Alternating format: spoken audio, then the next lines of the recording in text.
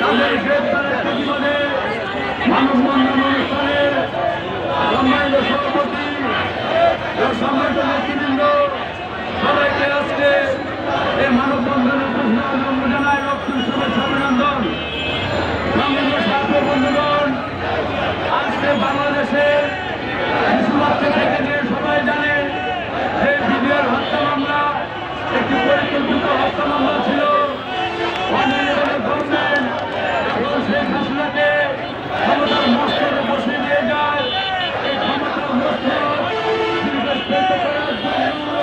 ভারতের সাথে ভারতের ভয়ের সাথে মিলে মিশে তারা এই দিনের হত্যাকাণ্ড চালিয়ে আমাদের চৌখোর অফিসার সহকারে অসংখ্য বিদেশবন্ধকে হত্যা করেছে।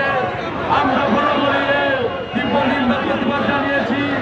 আজকে সময় এসেছে সেই সমস্ত কুলাঙ্গার যারা এই বিডিআর হত্যায় বাংলাদেশের স্বাধীনতার যুদ্ধ এতগুলো আমাদের ব্রিগেডিয়ার জেনারেল নিহত হয় নাই, যতগুলো ব্রিগেডিয়ার জেনারেল, যতগুলো আর্মি অফিসার, যতগুলো দেশ পরিচালক অফিসারকে তারা বিডিআরে হত্যা করেছে। আজকে এই দেশকে ভারতের পরাধ রাজ্যে পরিণত করার জন্যই এই অপপ্রয়াস চালিয়েছিল দোসর হাসিনা, হাসিনা। আজকে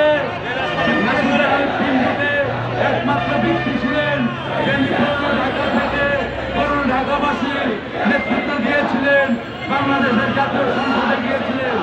আজকে কিন্তু হত্যার বিনিময়ে তারা আজকে লাভবান হয়েছে, ক্ষতিগ্রস্ত হয়েছে আমাদের পুরানো ঢাকাবাসী।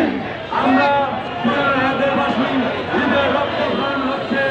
আমরা নাসির আহমেদ পিন্টু হত্যার বিচার চাই এবং সার্বিক আইনজীবী যিনি নাসির আহমেদ পিন্টুকে জড়িয়ে তাকে এই হত্যা রিপোর্ট দিয়েছে, আমরা তার অপসারণ চাই, তার অপসারণ চাই, তার অপসারণ চাই। ইনশাআল্লাহ আগামী 24 ঘন্টার মধ্যে যদি অপসারণ করা না হয় আমরা এর থেকে কঠোর থেকে কঠোর কর্মসূচি নিতে বাধ্য হব। আল্লাহ হাফেজ।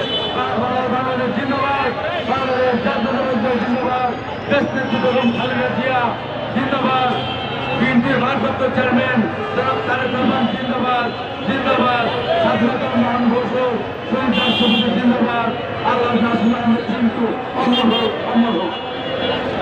দর্শক স্মৃতি সংসদ জন বিডিআর হত্যা সকল হত্যা বিচারের দাবিতে আজকে জাতীয় প্রেস ক্লাবের সামনে এভাবেই মানববন্ধন চলছে, সেটাই পালন করছে।